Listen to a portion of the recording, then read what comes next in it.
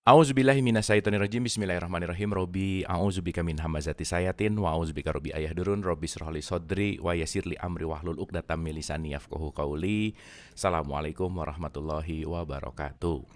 Alhamdulillahirabbil alamin. Segala puja-puji milik Allah Subhanahu wa taala yang atas rahmat karunia kasih sayangnya. Alhamdulillah pada siang hari ini kita kembali ngaji filsafat lagi bersama Mas Faiz, dan seperti biasa kita akan menyelami gitu ya ilmu-ilmu Nusantara yang tidak terasa ini udah tataran ilmu Jawa yang ketujuh gitu ya. Kemarin awal rencananya cuma mau satu atau dua, tapi alhamdulillah peminatnya ada dan Mas Faiznya punya keluangan waktu sehingga kita bisa terus mengasah pembelajaran kita, yang mudah-mudahan pembelajaran ini menjadi inspirasi kita untuk lebih bisa meniti ke dalam diri, menambah wawasan dan kesadaran. So, tidak berpanjang lebar, kita sapa dulu dosen kita nih siang hari ini, guru kita siang hari ini, Mas Fahrudin Faiz. Apa kabar, Mas? Oke, Sehat ya? Alhamdulillah Mas Abu, baik. Alhamdulillah. Hatur nuhun, Mas Faiz sudah kembali lagi dan meluangkan waktu untuk kita-kita nih yang mau belajar terus. Bismillah, mudah-mudahan pembelajaran ini sangat-sangat bermanfaat untuk kita semua. So, monggo Mas Faiz. Oke, baik. Bismillah. Assalamualaikum warahmatullahi wabarakatuh. Waalaikumsalam warahmatullahi. Bismillahirrahmanirrahim. Alhamdulillahirabbil alamin. Wassalatu wassalamu ala asyrofil anbiya'i wal mursalin. Sayyidina wa maulana Muhammadin wa ala alihi wa ashabihi wa man tabi'ahum bi ihsanin ila yaumiddin. Amma ba'du, Bapak Ibu semua yang saya hormati, juga Mas Abu yang berpayah-payah ini ngomong kita semua di kajian yang kita cintai ini.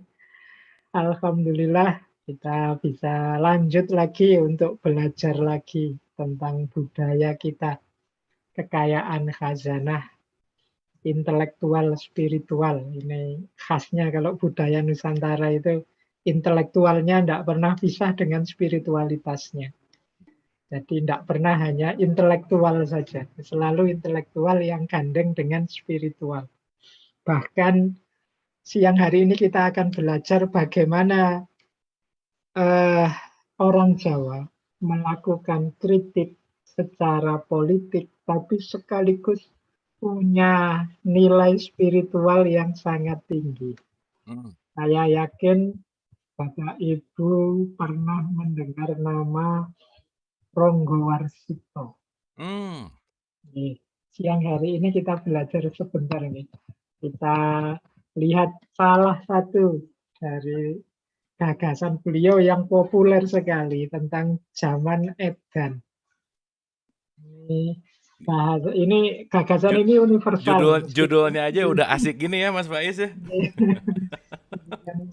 Kita sering mendengar ini syair zaman edan ini dari Ronggo Warsito ini. Beliau kalau dalam khazanah Jawa merupakan pujangga yang terakhir. Jadi setelah beliau tidak ada lagi orang selevel pujangga. Jadi pujangga ini ya intelektual, ya ahli spiritual, dan juga sastrawan. Ini makanya beliau ini disebut pujangga Jawa terakhir, karena setelah ini sulit mencari orang yang secara sekaligus punya tiga kapasitas. Sekaligus ya intelektual, ya spiritual, ya sekaligus beliau punya kepedulian sosial, pokoknya paket komplit orangnya. Nah, Bapak Ibu pasti pernah dengar kalau dari namanya. Mungkin pernah dengar ramalan-ramalan tentang bagaimana Indonesia merdeka, Jongko Joyoboyo misalnya. Itu kan namanya Joyoboyo, tapi itu sebenarnya penulisnya Ronggo Warsito, membahas tentang ramalan dari Raja Joyoboyo dari Kediri. Bagaimana tahun-tahun kemerdekaan itu kapan. Beliau ini lahirnya 1802, nanti meninggal 1873. Tapi dari naskah-naskahnya itu kelihatan beliau ini kalau bahasa Jawanya waskito. Jadi kalau di Sufi waskito ini orang yang makrifat. Jadi tahu bahkan tentang masa depan nanti yang terjadi apa. Nanti di naskah beliau beberapa menunjukkan beliau ngerti persis kapan Indonesia akan merdeka dengan sandi-sandi, dengan istilah-istilah. Karena beliau ini hidupnya zaman Belanda, zaman penjajahan Belanda, meskipun beliau pujangga Keraton Surakarta. Nah, kita belajar sebentar tentang gagasan ini. Itu foto beliau. Itu yang saya tulis di sebelah ini guru-guru beliau. Ini mungkin penting ya untuk anak-anak kita hari ini dalam pendidikan. Beliau itu punya pengasuh guru yang beragam keahlian. Jadi, dan ini lengkap akhirnya. Kalau kita itu kan kadang berguru kayak saya ini filsafat, ya filsafat saja. Guru-gurunya ya guru filsafat. Kemudian yang ngerti ilmu apa, ilmu agama, ya agama saja. Ilmunya ngertinya agama saja. Tapi beliau ini gurunya banyak. Karena beliau suka juga mengembara kemana-mana. Nah, yang paling awal beliau punya pengasuh sekaligus guru. Kalau orang dulu menyebutnya cantrik. Cantrik itu orang yang selalu ikut, semacam pelayan. Kalau hari ini mungkin saya tidak tahu ya, mungkin asisten. Jadi cuma Tanujoyo ini pengasuhnya ini mengikuti sejak kecil sampai nanti beliau dewasa. Jadi sehingga Ronggo Warsito ini tahu benar seperti apa cara berpikirnya wong cilik. Karena beliau ini ya sejak lahir sudah masuk kelompok bangsawan sebenarnya. Beliau ini kalau diurut masih keturunannya Sultan Pajang, Kanjeng Sultan Hadiwijoyo. Ya memang dari terah keluarganya hampir semuanya ahli sastra, pujangga. Sebenarnya kata Ronggo Warsito ini gelar sebenarnya. Ayahnya juga Ronggo Warsito, kakeknya Ronggo Warsito. Kakeknya ini Ronggo Warsito pertama, ayahnya Ronggo Warsito kedua, beliau sendiri Ronggo Warsito yang ketiga. Jadi kakeknya itu yang Ronggo Warsito kedua itu adalah Yosodipuro kedua. Nanti ada Yosodipuro pertama. Beliau sangat dekat dengan kakeknya ini. Nanti yang mewariskan banyak ilmu yang Yosodipuro kedua atau Ronggo Warsito pertama. Kalau ayah beliau Ronggo Warsito kedua itu Raden Mas Pajangsuworo. Ini beliau ini Raden Mas Pajangsuworo, ayahnya ini ya pujangga ya termasuk yang membantu Pangeran Diponegoro dalam perang melawan Belanda. Nah, ini beberapa latar belakang beliau. Jadi beliau ini dari era ketika Mataram sedang Indonesia Nusantara sedang dijajah oleh Belanda. Beliau hidup di era Pakubuwono VIII dan Pakubuwono IX. Di era Pakubuwono VIII beliau masih terhormat, masih sangat dihormati, tapi begitu masuk ke era Pakubuwono IX, beliau ini dibenci. Jadi disia-siakan oleh Pakubuwono IX karena ada beberapa kasus yang fitnah-fitnah terhadap Ronggo Warsito. Jadi ada fitnah bahwa yang membuat ayahnya Pakubuwono IX, ayahnya Pakubuwono IX itu Pakubuwono VI, itu ditangkap oleh Belanda gara-gara ayahnya Ronggo Warsito tadi, yang sudah ditangkap duluan. Nah ini terus banyak fitnah, wah itu mesti dia yang membocorkan rahasia pada Belanda sehingga Pakubuwono VI ditangkap oleh Belanda. Meskipun sebenarnya tidak begitu. Tapi Pakubuwono terlanjur termakan oleh fitnah. Jadi nanti di era Pakubuwono IX ini Ronggo Warsito mengalami banyak kesulitan, disia-siakan dan diskriminasi. Itulah nanti antara lain melahirkan Syair Jaman Edan. Jadi awalnya dari situ sebenarnya ada kekecewaan-kekecewaan politik. Bahkan ada cerita satu ketika beliau ini di hadapan Pakubuwono IX sengaja mau dilecehkan. Jadi karena orang tahu bahwa Ronggo Warsito ini orang yang waskito, ngerti segalanya, diberi tebakan di atas sebuah kotak yang terbuat dari perak. Yang itu sebenarnya kotaknya kosong, tapi ditanya di kotak ini isinya apa. Nah, Ronggo Warsito bilang di kotak itu ada rokok yang ditali dengan benang sutra. Begitu dibuka memang ada, padahal awalnya kosong. Nah, ini mungkin kayak keahliannya Mas Abu ini yang pinter main sulap ini. Tapi sulapnya Pakubuwono gagal dibongkar oleh Ronggo Warsito.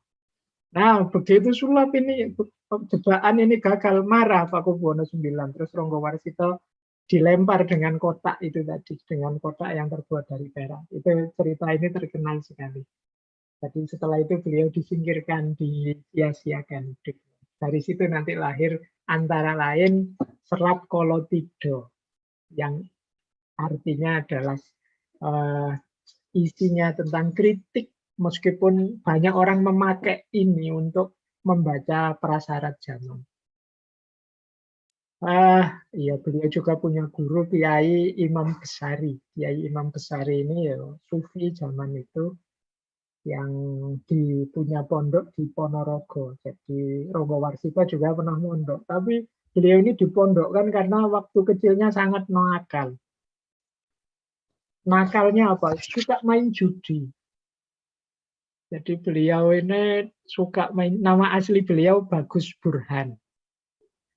Nah, waktu kecilnya dipondokkan ke Ponorogo karena suka main judi. Di pondok pun dia melarikan diri. Tidak kerasan. Lari ke Madiun, kumat lagi penyakitnya, main judi lagi. Sampai satu ketika, secara tidak sengaja di pinggir kali namanya Sungai Kedungwatu di daerah Madiun, ini beliau mengalami pencerahan. Terbuka pikirannya bahwa yang dilakukan selama ini salah. Akhirnya beliau kembali lagi ke pondok, menggali banyak ilmu. Kemudian setelah tamat dari pondok, pulang diasuh oleh kakeknya dan nanti dianggap dijadikan anak angkat oleh Pangeran Haryo Buminoto, ini masih saudaranya Pakubuwono, yang ini mengajarkan banyak ilmu kanuragan. Jadi mengajarkan ini yang membuat dia percaya diri, teguh, dan tangguh menghadapi persoalan. Jadi makanya saya bilang ini dibentuk oleh 4 guru besar. Pangeran Haryo Buminoto, Yosodipuro, Kiai Imam Besari, dan Tanujoyo. Karya-karyanya banyak, mungkin nanti di sesi-sesi kita selanjutnya bisa kita angkat beberapa. Karena ilmu kebatinan, ilmu Jawa itu sebagian besar banyak merujuk karya beliau. Yang paling masyhur untuk kebatinan ya judulnya Wirid Hidayat Jati. Ini sangat-sangat sufistik isinya. Cuma sore hari ini kita akan belajar zaman edannya dulu. Nah, kita pelajari dulu siklus zaman menurut Ronggo Warsito. Jadi bagi orang Jawa, zaman itu berputar secara siklikal. Ada zaman Kolotido, kemudian zaman Kolobendu, dan nanti zaman Kolosubo. Kalau setelah Kolosubo apa? Balik lagi Kolotido pasti. Setelah Kolotido, Kolobendu. Kolobendu ini puncaknya zaman rusak. Nanti balik lagi ke Kolosubo. Kolosubo aman, makmur, tapi nanti ada Kolotido lagi. Ini yang disebut roda zaman. Orang Jawa menyebutnya cokro manggilingan. Zaman ini berputar. Nah, diawali zaman Kolotido. Sebenarnya Kolotido itu kalau dilihat sebelumnya ya diawali Kolosubo. Jadi zaman tentram, makmur, aman. Biasanya setelah ada ketentraman lama itu muncul Kolotido ini. Kolo itu artinya waktu, tido itu artinya keraguan-raguan, ketidakpastian. Tido itu artinya ya serba maju mundur, tidak jelas, gojak-gajek. Jadi zaman ini muncul setelah ada stabilitas. Cirinya apa? Egoisme. Jadi di zaman ini itu orang itu sudah merasakan enaknya hidup stabil, enaknya hidup mapan. Itu biasanya orang ingin enak terus. Tidak mau lagi tidak enak. Ini membuat orang terus jadi egois. Jadi ingin enaknya sendiri, ingin menangnya sendiri, ingin senang terus. Akhirnya tidak peduli lagi nasibnya orang lain. Lanjutannya apa? Demi aku dapat enak terus, ingin menang terus, ya baik buruk, benar salah itu jadinya tidak terlalu dipentingkan lagi. Dicari-carikan argumen, dalil biar yang aku lakukan ini tetap benar, tetap baik kok. Tapi sebenarnya tersembunyi di balik itu, aku ini ingin enak terus, ingin menang terus, ingin senang terus. Setiap orang menganggap dirinya benar. Para pemimpin juga menganggap satu-satunya yang benar ya kami. Jadi ini awalnya ini. Ini yang disebut zaman kolotido. Orang semakin egois, mikir dirinya sendiri. Ingin enak sendiri, ingin menang sendiri, ingin senang sendiri. Orang lain nanti saja kalau mereka ingin senang ya nomor dua lah, saya duluan. Nah ini cara berpikir ini berkembang. Mengapa bisa begitu? Karena sudah merasakan sebelumnya. Sebelumnya merasakan stabilitas, enak hidup. Karena masa paling awal ya masa perjuangan biasanya. Setelah perjuangan bangun. Setelah sukses ini nikmat. Setelah nikmat orang cenderung egois. Masing-masing ingin menikmati dan tidak ingin kehilangan kesenangannya. Inilah zaman kolotido. Dan ini berlanjut, berlarut-larut. Puncaknya apa? Zaman kolobendu. Di zaman kolobendu ini puncak keangkara murkaan. Kolo itu waktu, bendu itu keangkara murkaan, kebencian, kesengsaraan. Bendu ini era ketika keegoisan tadi sudah rata. Inilah yang disebut zaman edan. Jadi zaman edan itu ketika mayoritas orang edan, sehingga yang tidak edan justru dianggap edan. Jadi itu cirinya zaman edan. Jadi dari luar itu kelihatannya stabil, segalanya beres. Tapi yo beres di level orang-orang yang karena sama-sama edan, ya cara berpikirnya sama. Seolah-olah stabil, tapi sebenarnya tidak stabil. Seolah-olah beres, tapi sebenarnya tidak beres. Ya nyaman saja sih, orang kelihatan makmur saja, tapi di balik itu ada beragam keangkara murkaan. Banyak suara-suara tertindas yang memang sengaja dibikin tidak terdengar. Jadi, nah ini namanya zaman kolobendu. Jadi itu di salah satu naskahnya Ronggo Warsito disebut di sana tindakan yang tidak adil dipertontonkan. Ya orang tidak adil dipuji, orang yang sengsara malah dimaki-maki. Sekarang kesengsaraan jadi tontonan. Nah, ketidakadilan hanya jadi berita. Yang jujur ditertawakan dan disingkirkan, yang jahat jadi pahlawan. Orang yang mulia tersia-sia, yang jahat mendapat derajat. Aturan dijungkir balikkan, nilai diputar balikkan. Banyak wanita hilang rasa malunya, banyak laki-laki hilang kehormatannya. Bapak lupa sama anaknya. Anak melawan orang tuanya, saudara melawan saudara, keluarga saling cedera, saling mengkhianati, murid melawan gurunya, bawahan melawan atasannya. Orang kecil mencari kesalahan orang besar. Orang kecil mencari kesalahan orang besar itu ya mungkin kita yang awam, kadang-kadang kan ngoreksi orang pinter, yang ulama, yang ahli. Kita yang nggak tahu ilmunya malah marah-marah pada orang yang tahu benar ilmunya. Situasi serba terbolak-balik. Karena apa? Yang waras dianggap edan, yang edan dianggap waras.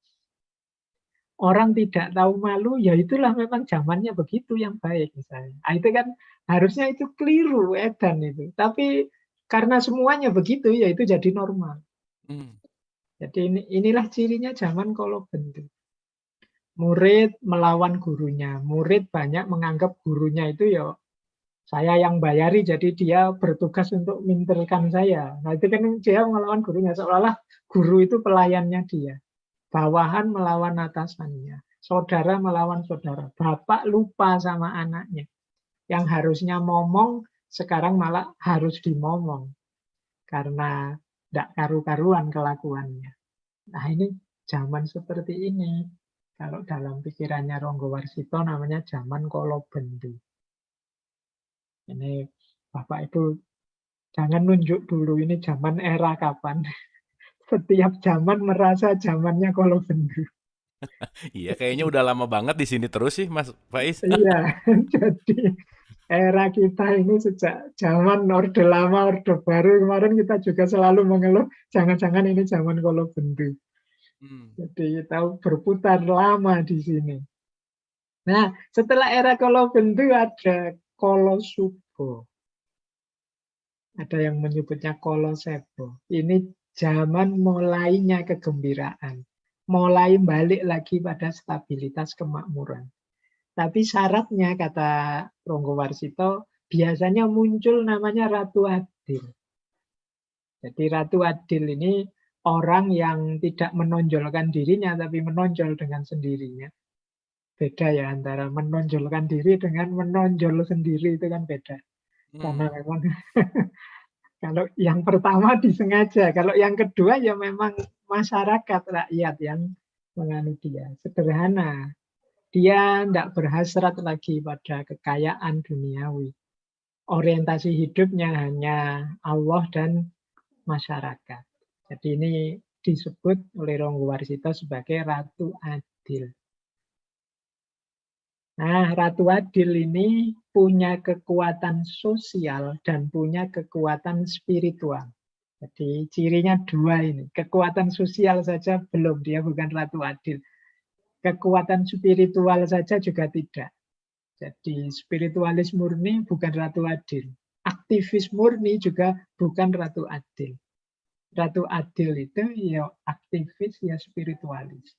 Punya kepedulian, semangat berkorban, berjuang untuk masyarakat yang tinggi, tapi sekaligus punya kekuatan spiritual.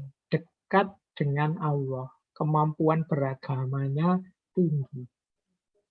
Makanya dalam masyarakat Jawa dulu misalnya ketika Pangeran Diponegoro melawan Belanda itu digelari Heru Cokro. Ini gelar untuk seorang Ratu Adil. Yang pernah dapat gelar ini juga kalau pahlawan nasional itu Haji Umar Said, Cokro Aminoto. Itu pernah dia, beliau disebut Pak Cokro ini disebut salah seorang punya tipe Ratu Adil. Jadi ini tidak usah dicari Ratu Adilnya siapa, paling tidak kita cari orang-orang yang memang punya kapasitas sosial dan kapasitas spiritual. Karena mereka inilah nanti yang kata Ronggo Warsito punya kompetensi untuk melepaskan masyarakat dari jeratan Kolobendu. Nah, para pendukungnya Ratu Adil itu ya nanti orang-orang yang punya karakter eling lan waspodo.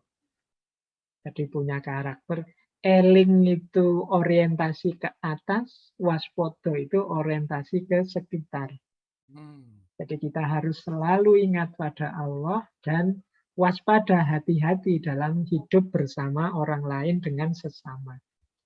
Jadi ini menunjukkan hidup yang sangat serius, baik secara vertikal maupun horizontal. Orang-orang inilah sebenarnya orang-orang waras yang selamat dari edannya zaman tadi. Baik. Nah, kalau sudah sukses, kalau Subo, Ratu Adil sukses membuat, kalau istilahnya orang Jawa, gemah ripah loh jinawi, toto tentrem kerto raharjo. Ini kalau sudah nyampe titik ini kalau bahasa Al-Qur'annya baldatun toyibatun warobun wafur. Nah, tapi manusia itu sejarah tidak berhenti. Kalau sudah kolo subo, nanti akan balik ke kolo tido lagi. Ketika orang ini sudah nyaman, sudah enak hidupnya, biasanya terus jadi egois. Ingin enak terus, ingin nyaman terus. Egoisme ini muncul, terjadi konflik-konflik, pada akhirnya memuncak, lahir Kolobendu. Puncaknya kerusakan. Begitu perusahaan memuncak, pada akhirnya muncul seorang penyelamat, Ratu Adil. Dimulailah zaman Kolosubo. Nah, kalau sudah sukses, ya kita tentrem lagi, stabil lagi. Tapi tidak usah eh, terlalu lama ini, karena biasanya orang jadi egois lagi kalau sudah seneng itu. Balik kalau tidur lagi, inilah siklusnya. Jadi teori bahwa bagi orang Jawa, zaman itu berputar atau cokro manggilinya. Jadi ya semoga saja kita berdoa semoga putarannya ini cepat dan tidak macet ya. Karena kadang-kadang kalau putarannya macet ini yang di bawah dapat di bawah terus, ini dapat Kolobendu terus, ini tidak naik-naik putarannya. Tapi pasti berubah. Tidak mungkin tidak berubah. Baik. Jadi ini pandangannya Ronggo Warsito tentang siklus zaman. Nah, kita lanjut. Inilah serat Kolotido. Serat ini isinya tidak panjang, Bapak Ibu, hanya 12 bait. Tentu saja kita tidak membaca semua pupuh ini 12 ini. Kita ambil yang inti-inti saja untuk siang hari ini. Paling tidak kita dapat gambaran. Seperti apa sih situasi zaman edan yang digambarkan oleh Ronggo Warsito. Ini bahasa saya tadi, inilah gaya ngeritik. Ini kan beliau ini disia-siakan, didiskriminasi. Sehingga beliau melihat ada banyak ketimpangan dalam pemerintahan era Pakubuwono ini. Terus beliau ngeritik. Dan ngeritiknya itu indah. Ini bahasa saya ya. Cara ngeritik yang indah, yang tidak hanya membuat orang kemudian mencari siapa yang salah, tapi terus malah masuk ke dalam diri untuk introspeksi bagaimana meningkatkan kapasitas dan kualitas diri. Ini menurut saya penting ya, kita belajar cara ngeritik, tapi kritik yang indah, yang tidak hanya targetnya untuk yang dikritik, tapi juga meningkatkan kualitas orang yang mengkritik. Selama ini kan kita ngeritik itu seolah-olah kita sudah pasti baik, jadi yang harus diluruskan yang kita kritik. Tapi gayanya Ronggo Warsito ini justru setelah dia ngeritik itu perbaikan yang ada dalam diri kita. Baik, kita awali dari cara beliau membaca realitas sekelilingnya. Kata beliau begini, Mangkeo daro jating projo, kawuryon wusunyoruri, lurah pangrahing ukoro, karono tampo palupi, ponang paramengkawi. Kawileting tias malatku, kongas kasudraniro. Tidem tandaning dumadi, hardo yengrot dening karuban rubega. Ini tidak saya baca semua nanti ya Bapak Ibu, Jawanya biar Bapak Ibu bisa paham maksudnya. Nanti bisa dicari aslinya. Kata Ronggo Warsito, beginilah keadaan negara saat ini. Kewibawaan sudah sirna. Sulit digambarkan dengan kata-kata. Seperti apa kewibawaan sirna itu? Karena tidak ada lagi yang bisa jadi teladan.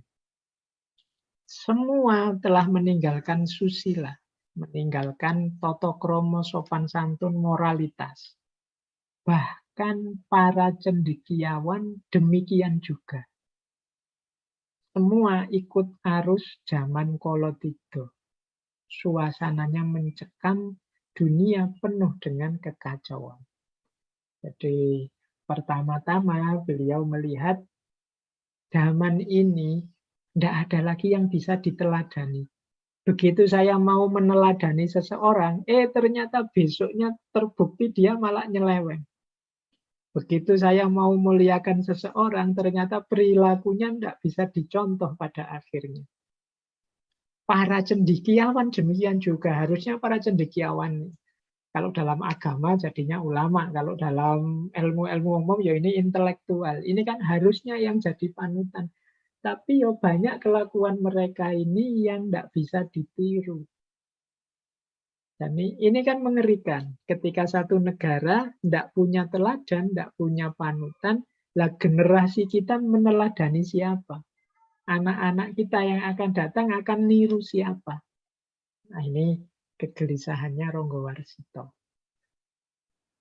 Nah, terus beliau lanjut begini. Rajanya, raja yang utama. Jadi ini kelihatan ya, beliau tidak nuding orang per orang kok. Karena memang situasi zamannya begini.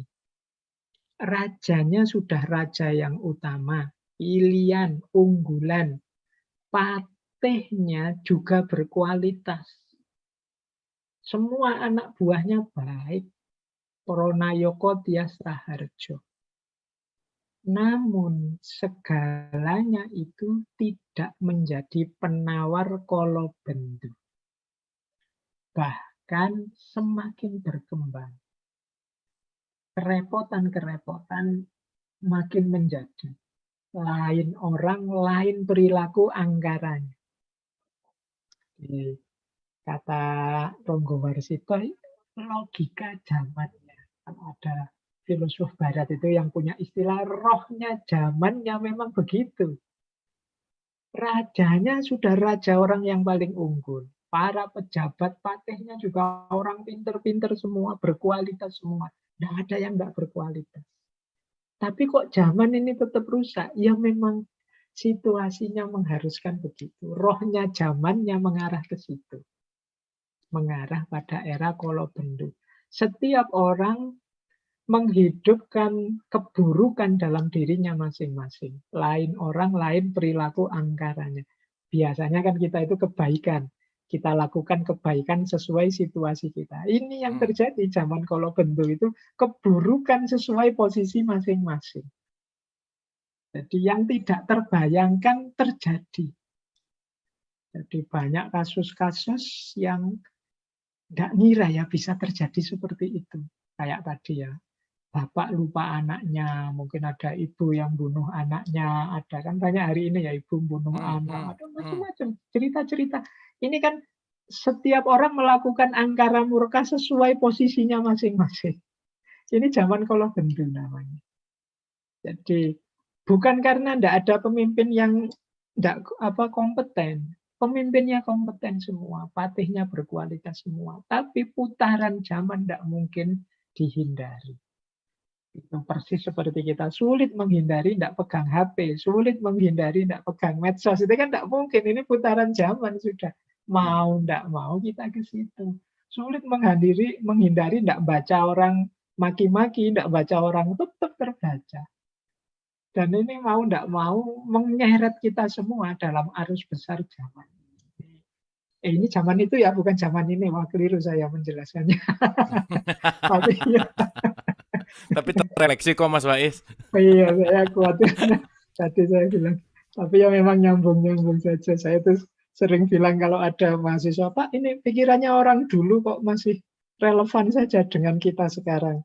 Ya mungkin bukan pikirannya yang relevan terus. Kita saja yang tidak berubah-berubah sejak dulu. Kita yang tidak naik-naik kelas. Jadi tidak selalu orang dulu sangat hebat, pikirannya relevan terus. Kitanya saja sudah dikritik sejak dulu, tidak bergerak-bergerak dari situ. Jadi bisa jadi begitu. Kita yang tidak mengambil pelajaran. Oke. Nah, semoga ini bagian dari kita mengambil pelajaran. Semoga nanti ada tipsnya dari Ronggo Warsito untuk menyikapi zaman edan ini.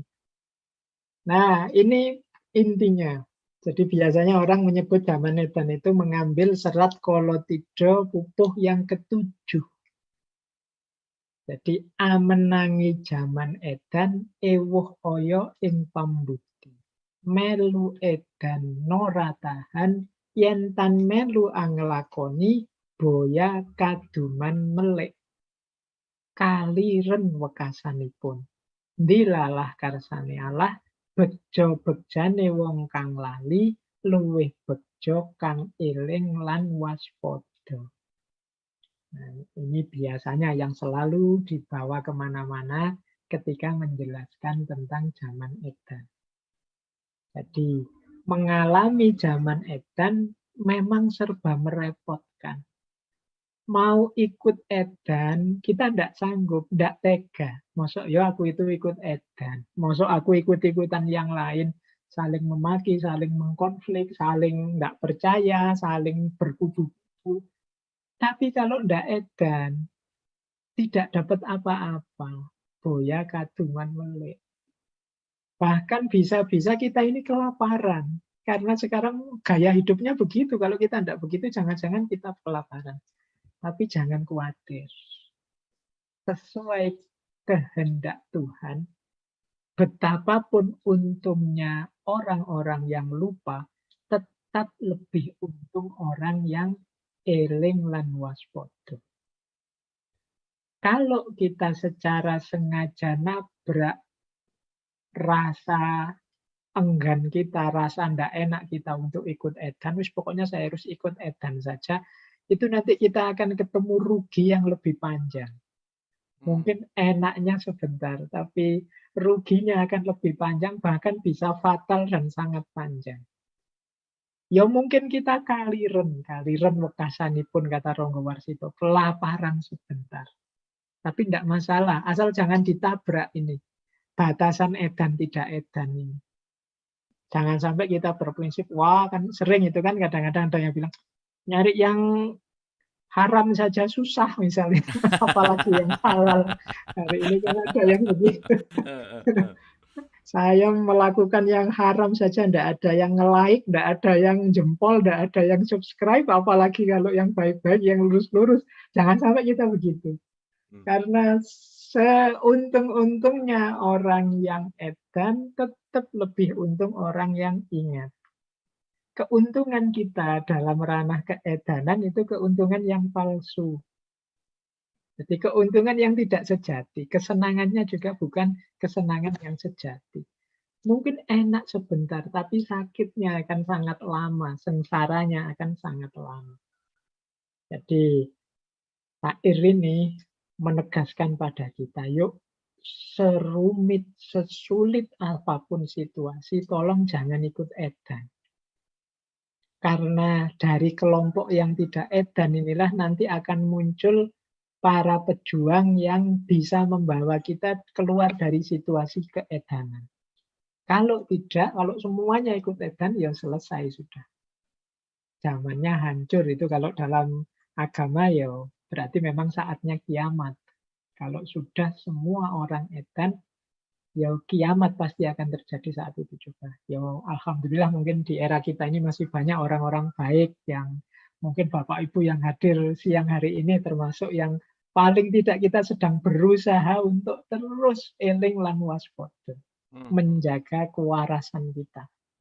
Jadi paling tidak itu ya, kita eling itu selalu ingat ke atas, waspada itu kita menjaga hal-hal yang terjadi di sekeliling kita, jangan sampai kita terperosok, terjebak ke dalam sesuatu yang tidak kita inginkan.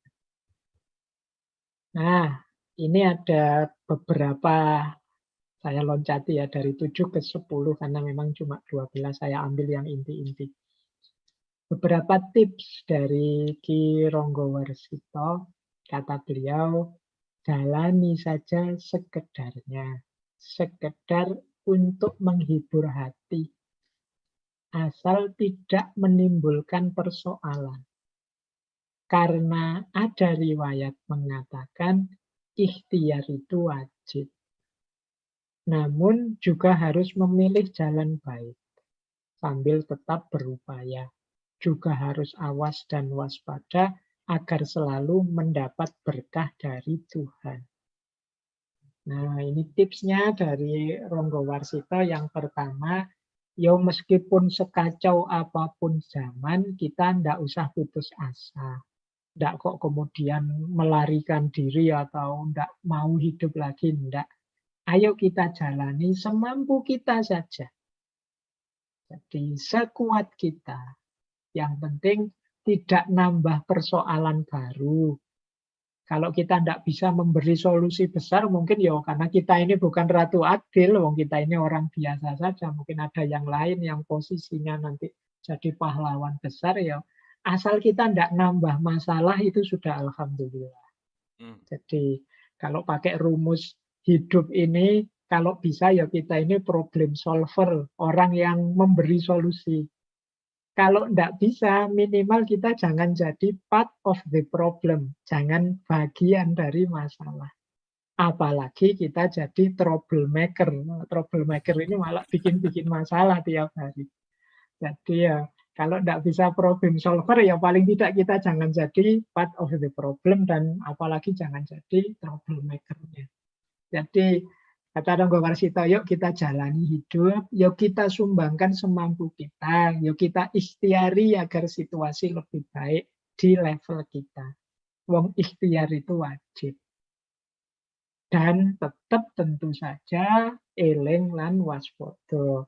Eling lan waspada inilah kata Ronggo Warsito yang akan membantu kita, membuat kita tambah dekat dengan Tuhan dan nanti akan mendapat anugerah dari Tuhan.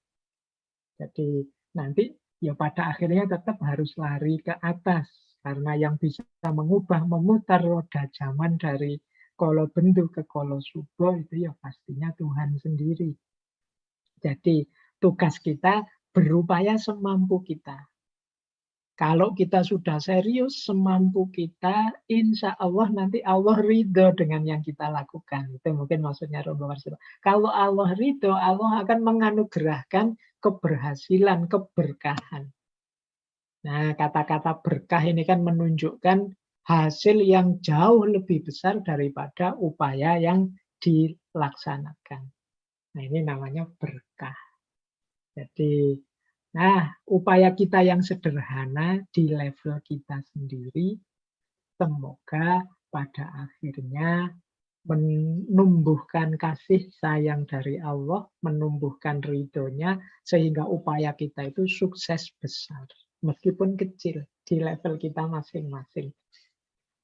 Baik, jadi ini tips pertama. Jadi jalani sekedarnya saja, semampu kita saja, asal nggak nambah masalah baru, ayo kita jalani. Ikhtiar sekuasa kita. Nah, kemudian jangan lupa berdoa. Nah, ini di nomor 11, Ronggo Warsito mengajari kita berdoa dalam bahasa Jawa. Nah, ini menarik ya, kalau dalam khazanah-khazanah sastra Islam Jawa itu banyak sekali doa-doa yang versi Jawa. Jadi ya Allah, ya Rasulullah, kang sifat murah lan asih. Mugi-mugi aparinga pitulung ingkang nartani ing alam awal akhir. Dumunung ing gesan ulung. Mangkiya sampun awreda ing wekasan kadipundi. Mila mugi wontena pitulung tuan. Oke, ini doa. Ya Allah, ya Rasulullah yang bersifat pemurah dan pengasih, semoga berkenan melimpahkan pertolongan yang menyelamatkan di dunia hingga ke akhirat. Tempat hidup hamba. Karena sekarang hamba ini sudah tua. Ini sebenarnya semacam rayuan pada Tuhan, saya ini sudah tua ya Allah, sudah tidak kuat lagi berjuang, tidak kuat lagi melakukan banyak hal-hal besar. Makanya tolong hadirkan pertolonganmu.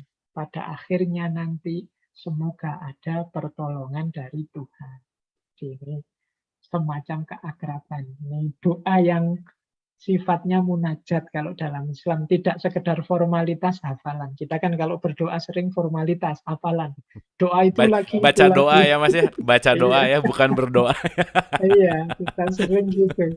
Kadang-kadang kita ya wis otomatis saja itu lagi, itu lagi. Itu pokoknya cowopet itu mungkin malaikatnya juga heran ini kamu itu minta apa itu enggak jelas minta enggak jelas yang diminta enggak jelas yang diinginkan.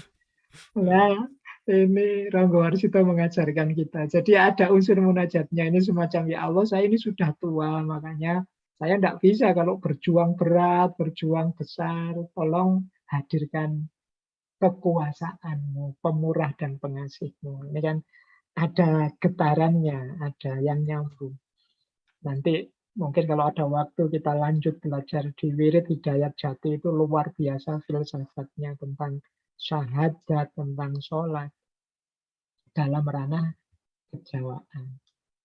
Nah, ini tips selanjutnya.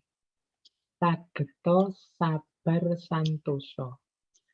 Mati sakjroning ngaurip, kalis ing reh buruhara. Murka angkara sumingkir, tarlen meleng melatse. Sanitya sing tias mamatuh, badaring sapubenda. Antuk wajar sawatawis, borong angga suwarga msi martaya. Nah, ini kata beliau, tips selanjutnya adalah semoga kita dapat sabar dan sentosa. Kalau bisa mati sakjroning ngaurip. Jadi laksana orang mati dalam hidup. Maksudnya apa? Jangan terlalu banyak nafsu dan keinginan. Ayo tirakat, ayo puasa. Demi apa? Demi zaman. Jadi ini jarang kita ketemu orang yang mau puasa untuk target besar. Tirakat untuk zaman, untuk negara, untuk bangsa.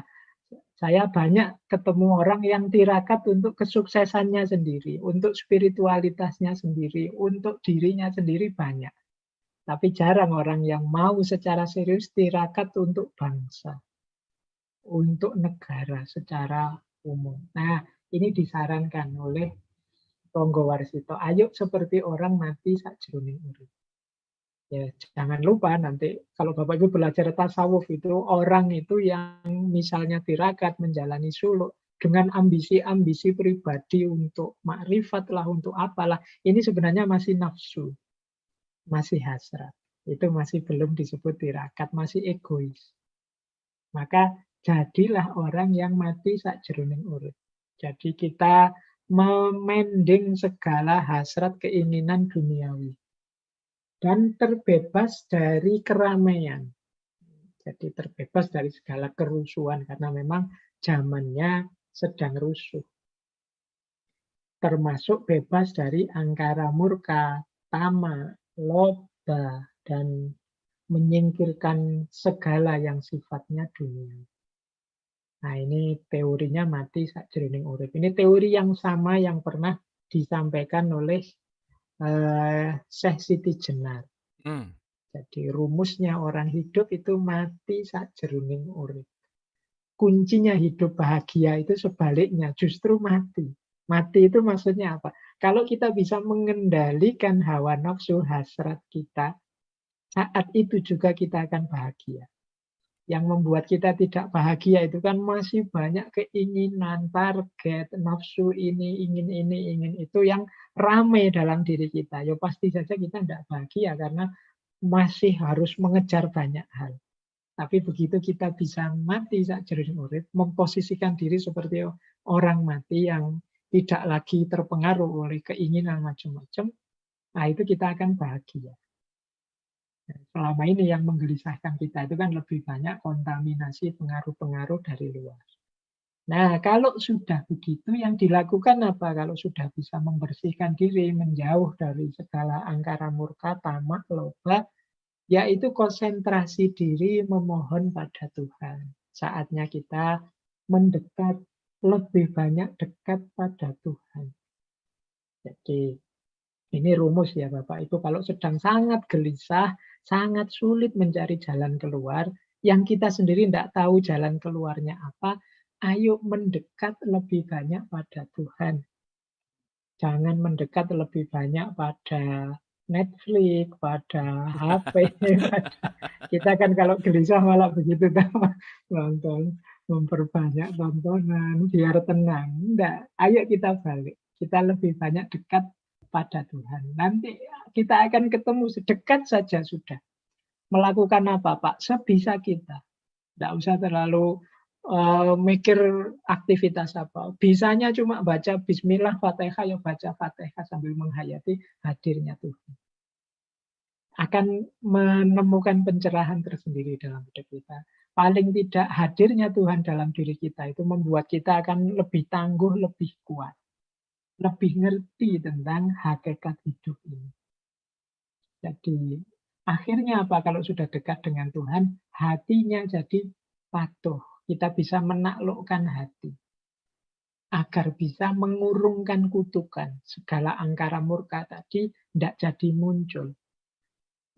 Kalau segala angkara murka tersisih, akhirnya apa? Mendapat sinar terang. Sawatawis sekedarnya. Kita akan mengalami pencerahan. Dan pada akhirnya berserah diri agar dapat masuk surga yang berisi keabadian. Ini ya puncak tujuannya orang beriman. Jadi maksudnya apa? Yuk kita membersihkan hati seperti orang yang mati sakjroning urip, termasuk dari angkara murka segala kegelapan. Kalau gelapnya tersingkir, pasti sinar terangnya terlihat. Jadi dalam diri kita itu Bapak itu sudah ada cahaya. Hanya saja dia tertutupi. Jadi bukan kok kita bersihkan terus kita masukkan cahaya, enggak. Kita bersihkan Hmm. hati kita, cahayanya pasti nanti memancar keluar. Jadi tidak harus kemudian, wah kemudian cara memasukkan cahayanya gimana, enggak. Kita bersihkan saja diri kita dari angkara murka, tamak, loba, apapun itu. Kalau sudah bersih, cahayanya akan terlihat. Disitulah cahaya Allah yang dulu ditiupkan wa nafakha fihi min ruhi, yang banyak kita lupakan dan sering tidak terlihat karena kegelapan angkara murka tadi. Nah, inilah yang kalau sudah kita bisa asik dengan cahaya ini, dunia tidak penting lagi. Itulah surga. Jadi, itulah hidup yang sangat indah. Ini yang nanti dilanjutkan di banyak gagasan-gagasannya di Ronggo Warsito. Jadi menghadapi zaman edan. Jadi, terakhir ini Bapak Ibu, kalau diringkas materi kita siang hari ini, zaman edan itu adalah zaman ketika hampir semua manusia diliputi oleh hasrat egoismenya. Kemudian yang dinomorsatukan adalah kepentingannya sendiri. Yang dicari adalah kenyamanannya sendiri dan tidak peduli sesama. Jadi kalau ada gejala-gejala ini dan meluas, di mana-mana kok begitu, ya mungkin kita ada di zaman edan. Tapi ya enggak usah khawatir, kalau memang merasa begitu, ada obatnya. Kalau mengikuti serat Kolotida. Yang pertama apa? Eling lan waspada. Mari senantiasa eling, jangan lepas kendali ketuhanan kita, dan waspada. Kewaspadaan kita. Karena dunia sekitar kita, baik sesama maupun semesta, itu kalau kita tidak hati-hati bisa memalingkan fokus kita dari Tuhan. Jadi ini waspada, biar tidak keseret edan. Karena di antara orang yang edan dan tidak edan tadi, yang lebih ngeri adalah orang yang sudah edan tapi merasa tidak edan. Itu lebih ngeri lagi karena dia merasa masih waras. Ngajak-ngajak orang yang masih waras untuk ikut edan. Nah, ini juga berat. Jadi makanya kita harus selalu waspada. Kalau ada orang ngajak-ngajak ini, yang ngajak ini orang waras apa enggak. Karena kalau yang ngajak itu orang edan yang merasa waras, ya kita akan terseret. Tetap kita harus waspada. Kemudian yang kedua, ya meskipun zaman sudah sangat kacau, kita jangan putus asa. Ayo melakukan kebaikan. Jadi cara kita mempertahankan kewarasan itu, mari kita lakukan kebaikan-kebaikan semampu kita. Biar zaman ini tidak total edan. Kalau semua orang egois, ayo berjuang untuk tidak egois. Bareng-bareng. Nah ini melakukan kebaikan sebisanya semampu kita.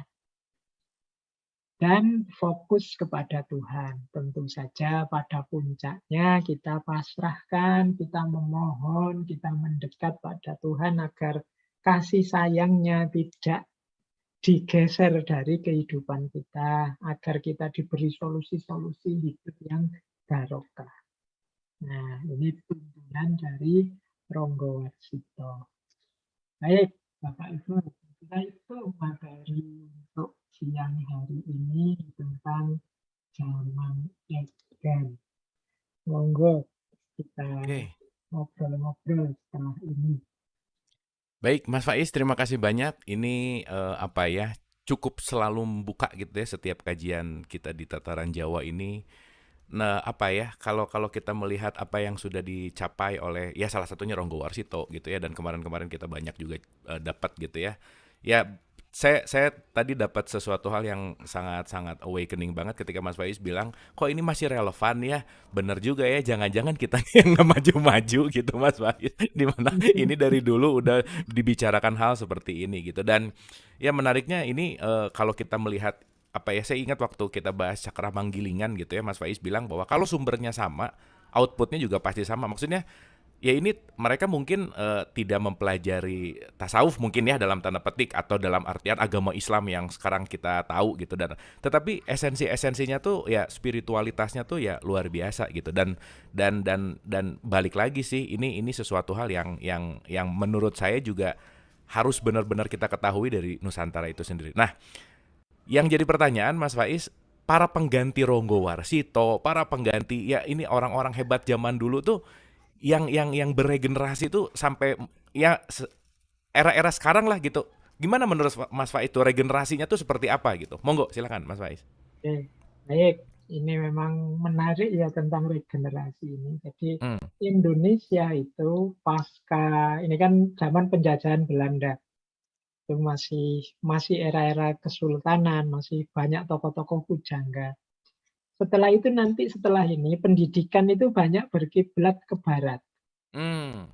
Jadi para intelektual kita selanjutnya itu banyak yang alumni-alumni Belanda, alumni-alumni luar banyak. Para dokter dan macam-macam. Sehingga nanti orientasi keilmuannya berubah. Tidak sama lagi seperti Ronggo Warsito dan kawan-kawan. Sehingga ya masih tersisa sedikit-sedikit, tapi terus bagi saya ini sekarang barang langka, sama sekali langka hari ini. Sudah sulit kita cari orang selevel Ronggo Warsito dan kawan-kawan. Hmm. Jadi yang bisa menggabungkan intelektualitas dan spiritualitas secara sekaligus. Tokoh spiritual hari ini sangat banyak, tokoh intelektual juga sangat banyak. Tapi yang kombinasi dua ini agak sulit. Jadi yang pinter secara intelektual sekaligus mendalam dalam hal spiritual. Ya, kalau saya teori banyak, teori spiritual, tapi kan bukan spiritualis. Jadi Hmm. bukan pelaku spiritual. Itu beda dengan kalau Ronggo Warsito. Ya, kalau beliau tirakatan beneran. Kalau di tataran ilmu Jawa dulu yang nyampe level kasampurnan. Hmm. Jadi ilmunya tidak hanya kanuragan, tapi juga nanti ada kasepuan dan kasampurna. Nah, di level kasampurna ini kalau dalam agama seperti orang yang sudah makomnya makrifat. Hmm. Bahkan Ronggo Warsito itu di salah satu syair terakhirnya, beliau bisa menebak dengan tepat, aku nanti akan meninggal tanggal sekian, jam sekian. Itu kalau bagi orang Jawa namanya waskito, orang yang makrifat. Itu banyak ulama-ulama juga yang nyampe level ini. Cuma memang hari ini dari sisi regenerasi, keilmuan kita di cabang ini itu agak macet. Apalagi di khazanah-khazanah Nusantara yang dalam. Yang melestarikan biasanya lembaga-lembaga kemasyarakatan mandiri, lembaga-lembaga budaya yang mandiri. Itu pun mungkin fungsinya lebih seperti museum. Jadi konservasi saja, menyelamatkan biar tidak punah. Tapi secara sosial budaya, khazanah semacam ini sudah tidak hidup lagi menurut saya. Oke. Gaya hidup Oke. kita sudah tidak seperti ini lagi, meskipun eman-eman sebenarnya. Bagi yang Oke. serius mendalami, monggo. Dulu saya punya guru namanya Profesor Simoh itu dari UIN Jogja. Itu beliau mendalami Ronggo Warsito itu bertahun-tahun dan jadi disertasi yang Serat Wirid Hidayat Jati itu. Dan beliau meskipun levelnya profesor itu beliau terkagum-kagum luar biasa dan takluk sudah tidak mungkin bisa nyaingi orang selevel Ronggo Warsito dalam hal tasawufnya. Hmm. Serat Wirid Hidayat Jati itu isinya tasawuf yang mendalam, mirip-mirip ajarannya Syekh Siti Jenar tapi lebih konkret. Jadi ini kalau Bapak Ibu nyari ada terjemahan-terjemahan hari ini yang Serat Wirid Hidayat Jati. Tapi kalau dibaca biasa itu ya memang agak sulit dipahami. Oke. Tapi Oke. maknanya luar biasa. Gitu. Saya kira Oke, itu Mas Abdul, makasih ini Mas Faiz. PR kita semua.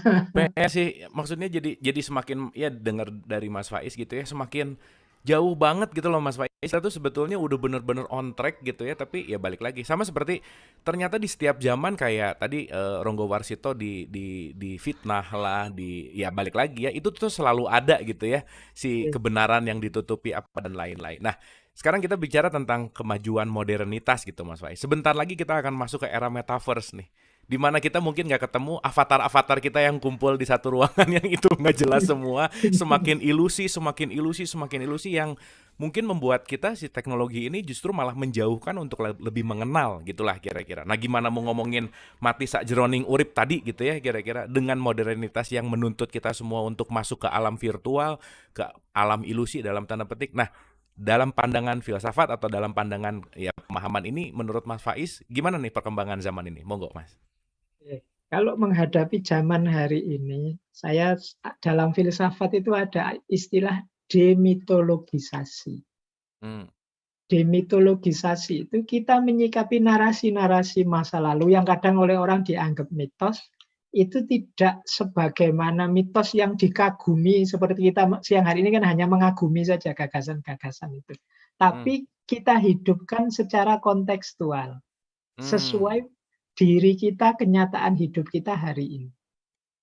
Jadi misalnya tadi Ronggo Warsito menyarankan, yo marilah kita untuk tidak nambah masalah, kita lakukan kebaikan sesuai versi kita. Nah, penerjemahan kebaikan sesuai versi kita itu kita laksanakan hari ini ya memang sesuai versi kita. Jenisnya apa? Ini yang disebut demitologisasi. Jadi mitos-mitos itu kita maknai secara eksistensial hari ini. Misalnya mitos tentang Nyai Roro Kidul misalnya, mungkin bagi ahli-ahli pecinta lingkungan ini bisa dimaknai sebagai bagaimana kita mencintai alam, bagaimana kita tidak sewenang-wenang terhadap alam, karena alam punya daya, punya kekuatannya sendiri. Kalau dia tidak kita jaga, kita lestarikan, dia bisa balik dayanya menghancurkan kita. Seperti pohon-pohon itu, dia punya daya. Dayanya apa? Kalau dia kita habisi semua, dia akan menghadirkan banjir, menghadirkan kerusakan dalam kehidupan kita. Ini namanya demitologisasi. Kalau nenek moyang kita dulu mungkin untuk membuat orang menghargai alam itu misalnya di setiap pohon-pohon besar dikasih sajen, dikasih apa. Itu kan ketika dikasih sajen ini orang tidak berani macam-macam ini sama pohon-pohon ini. Dianggap ada penunggunya. Nah, mungkin kita sekarang lebih pinter, enggak ada penunggu-penunggu seperti itu. Ya sudah, kita maknai secara kontekstual saja. Ya versi kita hari ini kita jelaskan sisi lainnya. Bahwa ini kalau kita habisi pohon-pohon besar ini, kita sendiri yang akan celaka. Nah, itu kan orang dulu menerjemahkannya itu dayanya dari pohon-pohon itu. Nah, ini kita maknai bahasa filsafatnya demitologi. Jadi, ini nanti bisa kalau dengan model demitologi ini bisa kita hidupkan lagi khazanah-khazanah lama, termasuk mati sak jroning urip misalnya, yo bagaimana manusia mampu mengekang diri, mengendalikan dirinya, tidak diperbudak oleh hasrat hawa nafsunya. Kalau untuk konteks hari ini berarti kita tidak boleh tergantung dengan ini, dengan itu, dan seterusnya. Nah, ini yang bahasa saya demitologi. Ini tugas kita semua sebenarnya. Oke, terima kasih Mas Faiz. Demitologi ya, itu menarik sih bagaimana mengangkat belief-belief yang lama tapi dengan pola pikir yang lebih luas, tapi intinya adalah ya itu tadi untuk melakukan eling lan waspodo itu ya, balik lagi ya. Karena saya rasa Mas Faiz ini nggak banyak orang yang tahu gitu Mas Faiz.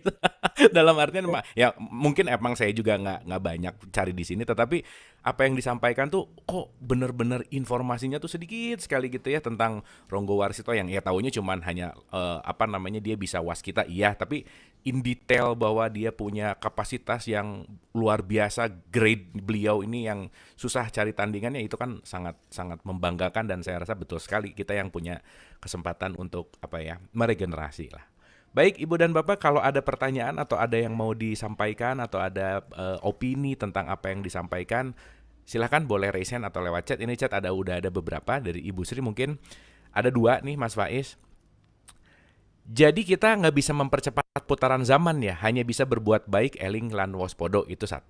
Yang kedua, Perasaan waskito banyak dialami orang-orang sepuh seperti eyang-eyangku pada tahu kapan mau wafat. Zaman sekarang rasanya makin jarang. Atau nggak mau muncul aja barangkali. Nah, gimana tuh Mas Faiz? Monggo.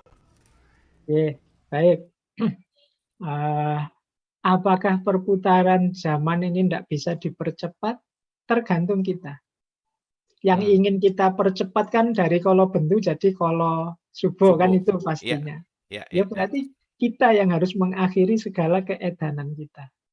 Hmm. Nadanya Ronggo Warsito tadi dengan eling lang waspodo itu sebenarnya konotasinya adalah karena beliau merasa sudah tua.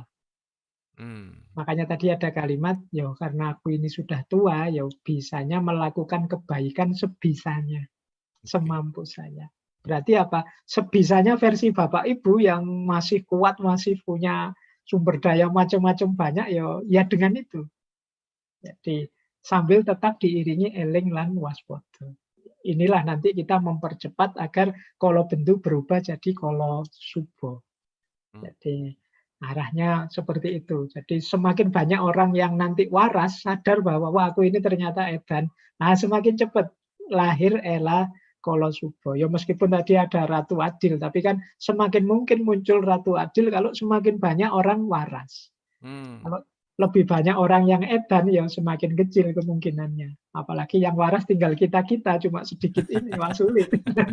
Mungkin ini ada kaitannya sama kodok-kodar juga kali ya Mas Faiz ya, di mana sistemnya udah ada, tapi tergantung juga bagaimana kapasitas dan bagaimana Ya, ikhtiarnya. Gitu ya Mas Faiz ya? iya, jadi makanya tadi Hmm. terakhir ada ikhtiar kata Remus. Pokoknya Ya, kita lakukan semampu kita, sebaik yang kita bisa.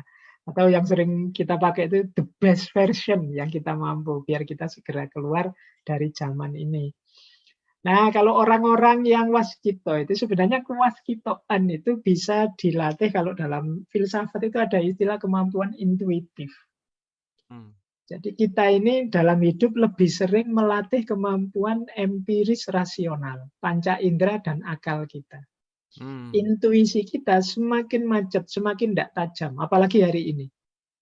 Hari ini itu mungkin Bapak Ibu pernah mengikuti kuliahnya Pak Komarudin itu ada istilah matinya alarming intuition. Hmm. Alarming intuition itu peringatan dari intuisi. Jadi kalau mau ada apa-apa itu terasa. Wah, ini jangan-jangan perasaanku kok enggak enak ya. Itu hari ini enggak laku kalau orang ngomong begitu enggak dipercaya mesti. Hmm. Padahal itu Hmm. mungkin semacam alarming intuition. Intuisi kita mengingatkan. Cuma kita enggak pernah melatih ini jadi enggak tajam. Hmm. Kalau Bapak Ibu belajar Jawa itu apalagi yang sifatnya semacam ini itu ada banyak isyarat-isyarat. Oh, kalau isyaratnya seperti ini 40 hari lagi mau mati. Kalau isyaratnya begini, ini Hmm. seminggu lagi. Kalau ada itu. Kalau Bapak Ibu mau mendalam. Jadi cuma kita tidak peka lagi sekarang dengan itu. Karena memang karena kitanya sendiri mencuekin khazanah-khazanah seperti itu. Kalau dalam Islam ilmu semacam ini namanya ilmu firasat. Hmm. Dan ada hadisnya. Di hadis itu disebut hati-hatilah dengan firasatnya seorang mukmin. Karena firasatnya seorang mukmin itu langsung alarm dari Allah. Nah, jadi Oke. itu persis seperti ibu yang tiba-tiba kok kelihatan terbayang anakku yang kuliah di luar kota ya, ada apa ini? Ah, terus ditelepon, wah ibu kok tahu saja ya, aku lagi duitnya pas habis, pas ibu nelpon misalnya. Itu intuisi seorang ibu namanya. Nah, Oke. yang kayak-kayak gini kan memang di antara efeknya pendidikan yang sangat positivistik. Positivistik itu yang dipercaya hanya yang ada bukti faktualnya atau yang masuk akal saja. Yang semacam ini banyak tersingkir, banyak tersisihkan. Jadi kapasitas kemanusiaan kita itu yang harusnya punya banyak alat direduksi hanya pada dua tadi. Ini yang banyak diprihatinkan bahkan oleh para filosof modern termasuk filsafat Islam. Bahkan ada istilah hari ini itu filsafat itu bukan lagi filosofia. Filosofia itu cinta kebijaksanaan. Sekarang sudah misosofia. Misosofia itu benci kebijaksanaan. Karena yang Hmm. ada hanya rasionalitas, kemasuk Hmm. akalan. Kebijaksanaan tidak masuk hitungan. Bijaksana tapi tidak masuk akal ditolak. Jadi cara berpikirnya lebih mengandalkan matematika, memahami sesuatu 1 tambah 1 2. Ini yang membuat kemanusiaan banyak defisit. Jadi kita kehilangan khazanah-khazanah seperti Ronggo Warsito ini. Jadi Oke. Ronggo Warsito akhirnya mungkin kalau dikaji para ilmuwan eksakta misalnya dianggap itu kan hanya imajinasi. Misalnya kesimpulannya bisa begitu, hanya khayalan-khayalan. Akhirnya kita lenyap khazanah ini, tidak masuk dalam kurikulum utama pendidikan. Hmm. Jadi yang Oke. ada semacam ajaran-ajaran di kelompok-kelompok, mungkin lembaga. Nah, ini mungkin PR kita semua. Jadi paling tidak Bapak Ibu, ya, kita ini punya, di catatan kita ini punya 6 alat. Jadi yang pertama akal, yang kedua panca indera, yang ketiga nurani. Nurani ini penting untuk hidup dengan sesama. Yang keempat naluri. Hmm. Yang kelima intuisi dan yang keenam imajinasi. Makanya ada istilah orang yang menguasai indera keenam. Itu kan bingung ini, indera keenam itu mana saja. Maksudnya 5 daya ini kalau kita canggih itu, kalau zaman dulu ya kita sakti sudah. Jadi bisa menguasai banyak hal karena imajinasinya jalan, intuisinya mantap, berarti sangat kreatif, mampu menangkap macam-macam, nalurinya hidup, kemudian nuraninya juga hidup, dia pasti disayangi banyak orang. Orang berhati nurani itu kan disayangi. Akalnya jalan, panca inderanya sukses ya. Dia sakti sudah. Hidup pasti sukses di mana-mana. Nah ini cuma sayangnya kita sering tereduksi pada akal dan panca indera saja. Pendidikan kita hanya mendidik 2 kapasitas itu saja. Oke. Ya, saya kira itu Makasih Mas Faiz, makasih. Pak Hendra Jaya Isnaini, silakan. Oh, sebentar.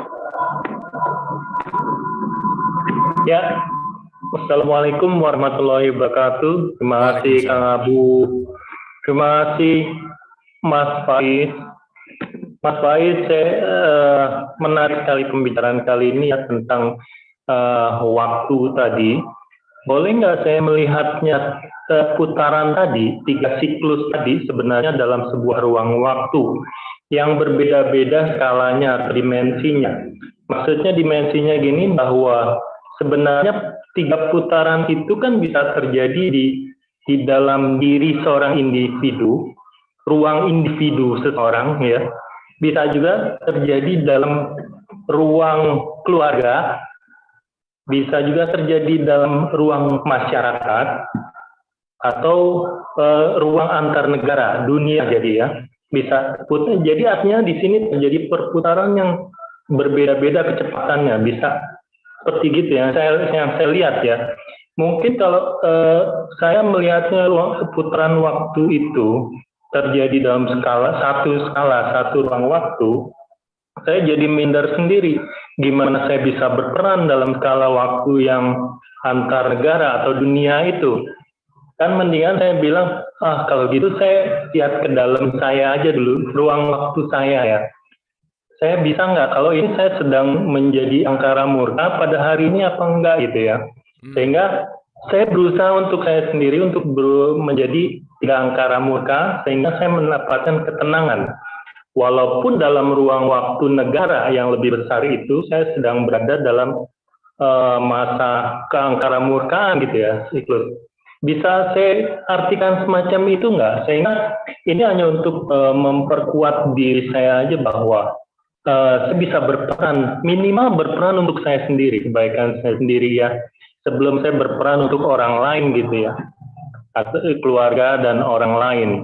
Kan itu jadi ada ruang waktu kecil ya, atau mikrokosmos saya, ada ruang waktu keluarga, saya, istri, dan anak-anak, kemudian ada ruang waktu masyarakat lebih besar lagi, itu putarannya berbeda-beda gitu ya. Kadang kita mengalami kemakmuran atau ketenangan itu mungkin di saat keangkara murkaan dalam satu negara gitu ya, ruang waktu negara. Boleh nggak saya lihat semacam itu, Mas Faiz? Terima kasih. Oke, terima kasih Pak Hendra. Ini pertanyaannya luar biasa ya, asik banget. Ini mungkin juga berkaitan sama pertanyaan Pak Agus bagaimana tentang internal sama eksternal. Jadi bisa sekalian direspon oleh Mas Faiz. Monggo Mas Faiz. Baik, terima kasih Pak Hendra. Saya kira sangat bisa, Pak, tidak apa-apa. Ada banyak versi-versi tafsir terhadap syairnya Ronggo Warsito ini. Meskipun sebenarnya maksudnya Ronggo Warsito ini konteksnya sebenarnya dia sedang mengkritik zaman itu, yaitu zamannya Pakubuwono VI. Tapi kan kemudian dia memerasnya dalam satu teori tentang siklus zaman dan edannya zaman. Untuk kembali ke dalam diri sebenarnya menarik yang saya bilang tadi, beliau ini mengkritik keluar, tapi sebenarnya untuk perbaikan di dalam. Jadi untuk perbaikan diri sendiri. Makanya tadi di ujung-ujung loh kok malah eling lan waspada, kok mbok yo ndak bikin pemberontakan atau apa biar kan enggak. Jadi malah solusinya adalah justru balik ke dalam. Jadi beliau itu nembak keluar, tapi sasarannya ke dalam. Pada akhirnya harus membereskan yang di dalam. Jadi ya tentu saja siklus perputaran tadi bisa kita maknai di ruang waktu yang berbeda, misalnya diri kita, keluarga kita, atau lembaga kita, atau organisasi kita, ya enggak masalah. Ini kan semacam framework kerangka membaca wolak-wali ing zaman kalau bahasanya orang Jawa. Jadi perputaran realitas atau cokro manggilingan. Cokro manggilingan itu ya gambarnya yang seperti roda itu, ya roda itu ada di mana-mana, tidak hanya dalam diri kita. Segalanya kan selalu siklus. Keluarga kita ya mengalami siklus, mungkin diawali dulu waktu manten baru masih belum punya apa-apa, nanti terus naik semakin besar, nanti kita tambah tua usia, tambah mulai susut, tidak bisa menikmati terus. Hidup ini serba siklus, nanti dilanjutkan oleh anak kita. Ini yang disebut cokro manggilingan. Di setiap ruang dan waktu pasti ada siklusnya. Nah, yang menarik memang dari Ronggo Warsito ini, bagaimana dia melakukan kritik eksternal, tapi perbaikannya justru internal. Kalau selama ini kan kita ngeritik orang itu, ya biar dia yang saya kritik, yang memperbaiki. Tapi ini enggak. Itu setelah ngeritik ke sana, wah saya harus eling lan waspada ini.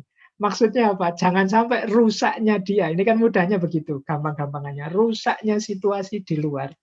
Rusaknya kepemimpinan hari ini, raja itu, Pakubuwono, merusakku juga.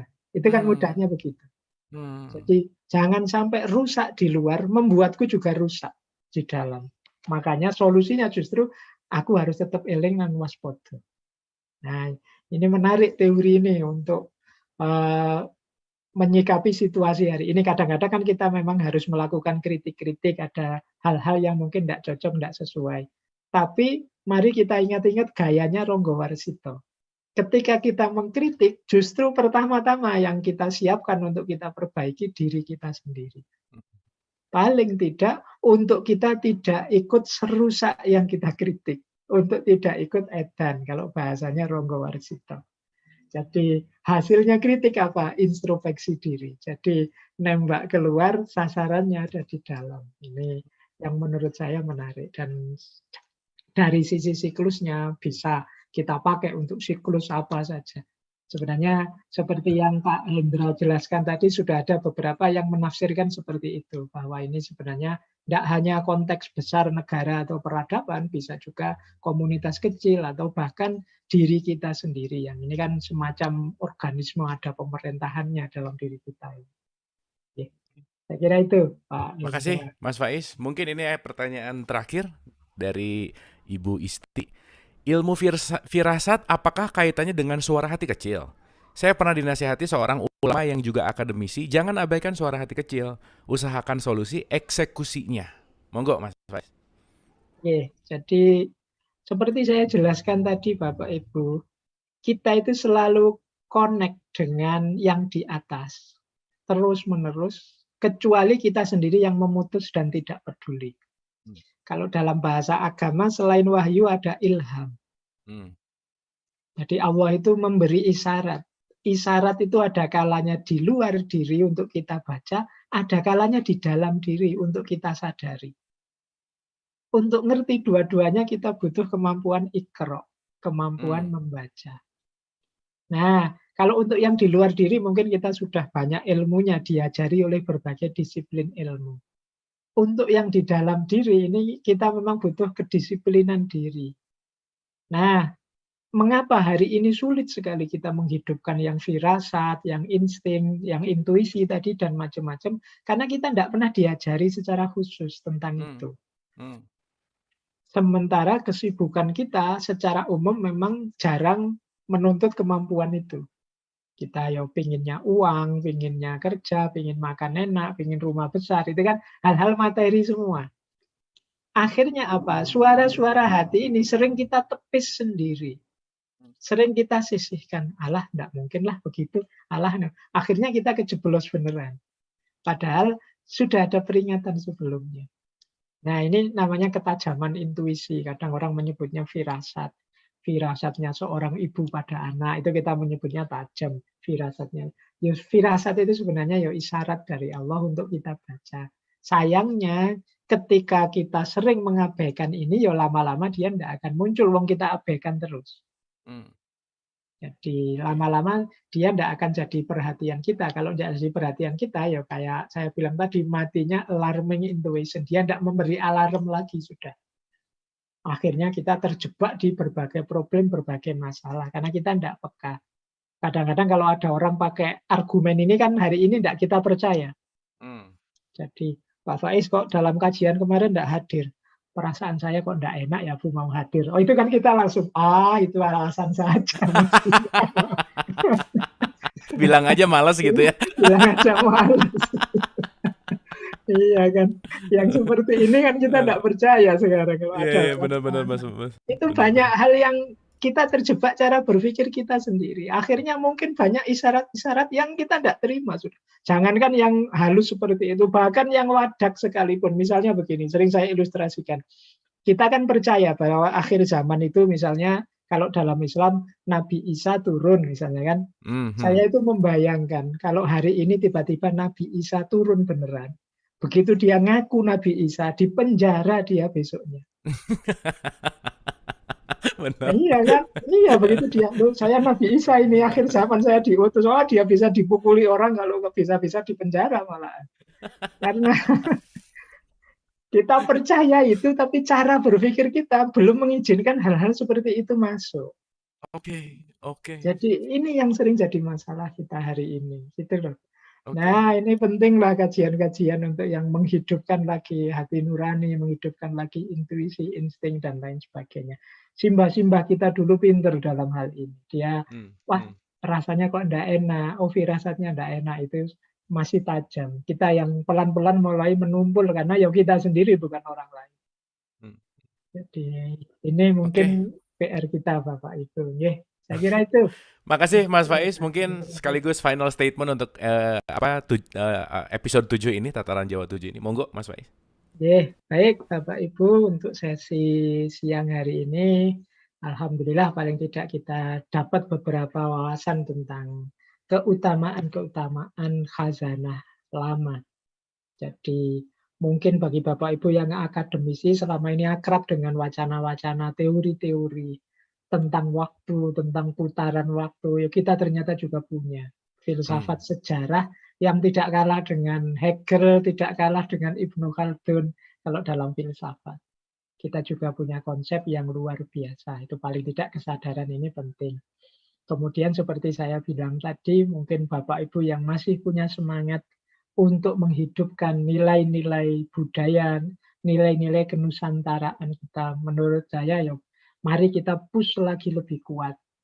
Paling tidak kita tuntun anak-anak kita. Mungkin tidak 100%, tapi pelan-pelan semoga khazanah ini tidak dilupakan. Itu yang menurut saya penting, entah dengan cara apa. Biar tidak hanya jadi museum, biar tidak sekian puluh tahun yang akan datang anak-anak kita mengunjungi museum hanya lihat fotonya Ronggo Warsito sama ke perpustakaan yang bukunya di dalam kaca, tidak bisa disentuh naskahnya Ronggo Warsito. Akhirnya hanya jadi museum. Nah ini menurut saya PR kita semua. Dan terakhir, keyword dari Ronggo Warsito menurut saya adalah kewaskitaan, laku, dan cokro manggilingan. Jadi kewaskitaan itu kepenuhan jiwa sehingga mampu memahami hakikat yang tidak terbatas ruang dan waktu, itulah waskito. Laku itu berarti kesediaan untuk tidak sekedar berilmu tapi juga menjalankannya. Sehingga ilmu jadi fasilitas untuk meningkatkan kualitas hidup dan juga cokro manggilingan. Cokro manggilingan itu kita sadar bahwa hidup ini berputar. Hidup ini tidak mandek. Dia akan senantiasa berubah. Nah, kesadaran ini semoga membawa hal-hal positif dalam hidup kita yang kita teladani dari Ronggo Warsito. Next time mungkin kita bisa angkat lagi khazanah-khazanah yang diangkat oleh Ronggo Warsito ini karena beliau punya warisan banyak sekali. Baik, saya akhiri dari saya sekian, kurang lebihnya mohon maaf. Wassalamualaikum warahmatullahi wabarakatuh. Waalaikumsalam warahmatullahi wabarakatuh. Terima kasih Mas Faiz, boleh tepuk tangan dulu untuk Mas Faiz. Hatur nuhun. Siang hari ini kita sangat ada semangat lah ya. Jadi mudah-mudahan tadi betul kata Mas Faiz, semangat dari cara apapun setidaknya ajaran-ajaran ini juga tetap hidup gitu. So, Ibu dan Bapak terima kasih atas kebersamaannya. Mudah-mudahan bermanfaat. Mohon maaf lahir dan batin. Wabillahi taufiq